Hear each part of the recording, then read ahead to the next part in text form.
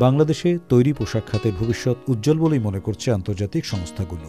বিভিন্ন গবেষণায় তারা বলছে, রাজনৈতিক অস্থিরতা, রানা প্লাজা ধস, তাজরিনে অগ্নিকাণ্ডর মতো নেতিবাচক পরিস্থিতির মধ্যেও আগামী দিনগুলোতে বাংলাদেশের বৈদেশিক মুদ্রা আয়ে পোশাক খাতই নেতৃত্ব দেবে। এমনকি জিএসপির সুবিধা স্থগিত করার পরও যুক্তরাষ্ট্রের ফ্যাশন হাউস ও ক্রেতাদের আস্থার শীর্ষে রয়েছে মেড ইন বাংলাদেশ।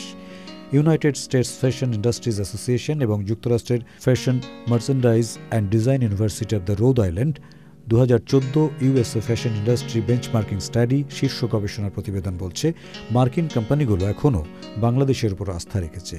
অদূর ভবিষ্যতেও এ অবস্থানের পরিবর্তন হবে না।